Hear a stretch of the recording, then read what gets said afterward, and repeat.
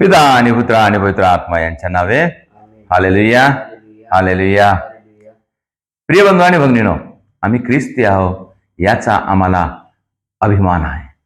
कारण ख्रिस्ताने आम्हाला निवडलेलं आहे आणि आमचा बाप्तिस्मा झालेला आहे आणि बाप्तिस्माद्वारे आमचे नवीनीकरण झालेलं आहे. आम्ही नवीन बनलो, नवीन जीवन आम्हाला मिळालेलं आहे. निकोदेम येशूकडे रात्रीचा आला आणि म्हणतो, गुरुजी तुम्ही स्वर्गातून आलेले गुरु आहात. आणि तो प्रश्न विचारत आहे त्याला. तो म्हणाला, तो रात्रीचा त्याच्याकडे येऊन त्याला म्हणाला, गुरुजी आपण देवापासून आलेले शिक्षक आहात हे आम्हाला ठाऊक आहे. कारण ही जी चिन्हे आपण करता ती देव बरोबर असल्या वाचून कोणालाही करता येणार नाही. येशूने त्याला म्हटले, मी तुम्हाला खचित सांगतो, नव्याने जन्म घेतल्या वाचून कोणालाही देवाच्या राज्यात प्रवेश करता येणार नाही. नव्याने जन्म, नवीन जन्म घेतल्याशिवाय. आणि समोर प्रभू येशू म्हणत आहे, त्याला पुन्हा सांगताना म्हणताय, मी खचित सांगतो, पाण्यापासून व आत्म्यापासून जन्मल्या वाचून कोणालाही देवाच्या राज्यात प्रवेश करणे शक्य होणार नाही. नव्याने जन्म घेणे, नवीन बनणे आणि पाण्यापासून आणि आत्म्यापासून जन्म घेणे. नव्याने जन्म घेणे म्हणजे काय आहे प्रिय बंधू आणि भगिनी? नवीन. येशूनं त्या निकोदेमाला सरळच म्हटलं की एक म्हातारा झालेला मनुष्य मातेच्या उदरामध्ये जाऊन पुन्हा जन्म घेणे त्याला शक्य होईल का, असं म्हटलं. येशूने काय म्हटलं? नवीन जन्म म्हणजे शरीराचे नवीनीकरण नाही, आत्म्याचे नवीनीकरण, त्याला म्हणतात नवीनीकरण. तर नवीनीकरणामध्ये काय आहे पहा, याच्यामध्ये म्हणत आहे नवीन बनणे. नवीन बनणे म्हणजे आपल्यामधला जो जुना मनुष्य आहे तो मेला पाहिजे.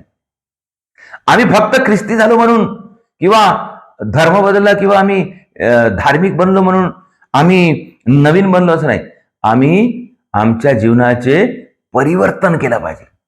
आज मी जसा आहो तो उद्या नसावा. आज मी पापात आहो, उद्या पापात नसावं. मी आज वाईट काम करत आहो, वाईट बोलत आहो, चोरी करत आहो, खोटं बोलत आहो, तसा मी नसावा. जेव्हा माझं परिवर्तन झालं तेव्हा त्याला म्हणतात नवीनीकरण. नवीनीकरण म्हणजे आपले परिवर्तन करणे, हे नवीनीकरण. दुसरी गोष्ट, आमच्यामधून जो जुना व्यक्ती आहे तो मेला पाहिजे. जुना व्यक्ती म्हणजे कोण? जुना व्यक्ती आहे, जुना व्यक्ती म्हणजे पापाने भरलेला व्यक्ती, घमंडाने भरलेला व्यक्ती, वासनाने भरलेला व्यक्ती, राग आणि बदला सूड घेण्याच्या भावनेने भरलेला व्यक्ती बदलला पाहिजे. त्याने हे भावना सोडून दिली पाहिजे, तेव्हाच त्याला नवीन जन्म झाला असं म्हणतो. म्हणून येशू ख्रिस्ताने आम्हाला वचन सांगताना संत पौल सांगत आहे, रोमकरास पत्र अध्याय 6 वचन 6 मध्ये, आपल्यातील जुना मनुष्य त्याच्या बरोबर वधस्तंभावर खिळला गेला. आमच्यामधला जुना मनुष्य जो पापी होता, जो पापाने भरलेला होता, जो घमंड होता, वासनेने भरलेला होता, रागामध्ये होता, तो मनुष्य येशूने काय केलेला आहे? त्या मनुष्याला वधस्तंभावर खिळलेला आहे आपल्यासोबत. आणि मग काय केलं? आम्हाला एक नवीन मनुष्य बनवलं. आम्ही जेव्हा ख्रिस्तामध्ये आहोत तेव्हा आम्ही नवीन. म्हणूनच मी सुरुवातीला म्हणलो, आम्ही खरोखर धन्य आहोत, कारण आम्हाला ख्रिस्ती जीवन जगण्यासाठी आम्हाला संधी मिळालेली आहे, आम्हाला बोलावण्यात आलेलं आहे. त्याच्यानंतर आपण पाहतो नव्याने जन्म, आणि त्याच्यानंतर येशू काय म्हणत आहे? पाणी आणि आत्म्याने. पाणी आणि आत्मा. पाणी काय आहे? पाणी एक स्वच्छ करण्याचं एक साधन आहे पाणी. आणि आत्मा काय आहे? पाणी स्वच्छ करते, पाणी आम्हाला शुद्ध करते, आणि पाणी धुतल्या जाते, आणि आम्हाला पाणी स्वच्छता दर्शविते. तुमचे हृदय आणि मन सत्याने शुद्ध केले जाते. आणि आम्ही इफिसिकरास पत्र अध्याय 5 वचन 26 मध्ये वाचतो, अशासाठी की तिला त्याने वचनाद्वारे जलस्नानाने स्वच्छ करून पवित्र करावे. कशासाठी बाप्तिस्मा?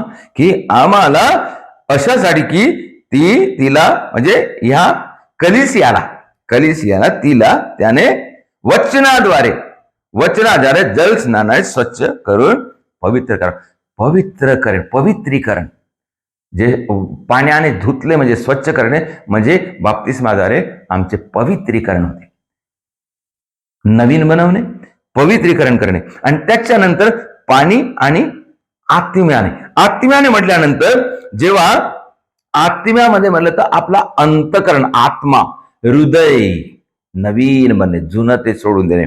आम्ही इसेकेलच्या ग्रंथामध्ये अध्याय 36:26 मध्ये वाचतो, नवीन आत्मा आणि नवीन हृदय मी तुझ्यामध्ये उत्पन्न करेल, परमेश्वर म्हणत आहे.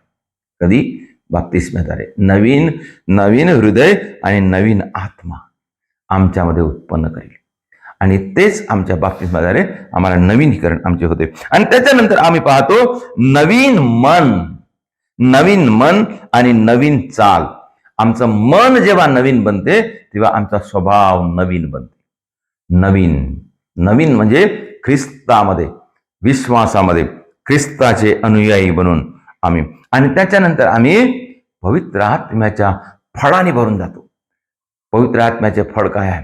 प्रेम, शांती, दया, आनंद, सहनशीलता, हे सर्व फळ जेव्हा खरोखर आमचं नवीनीकरण होते, आमचं परिवर्तन होते, आमच्या आत्म्यामध्ये आम्हाला नवीन करण्यात येते, तेव्हा आम्ही पवित्र आत्म्याच्या फळाने भरून जातो.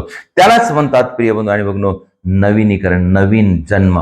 प्रियजन हो, नवीन जन्म बाप्तिस्म्याद्वारे होते, आणि म्हणून नवीन जन्म होऊन आम्ही एक नवीन जीवन आपण सुरुवात करतो. बाप्तिस्म्याच्या नंतर नवीन जन्म घेऊन नवीन जीवनाला आपण सुरुवात करतो. त्याला म्हणतात नवीन जीवन आणि ख्रिस्ती जीवन, आणि देवाने दिलेले दान आणि देवाने दिलेला एक स्वभाव, नवीन स्वभाव आम्ही स्वीकार करतो, आणि नवीन जीवन आम्ही जगणं सुरू करतो.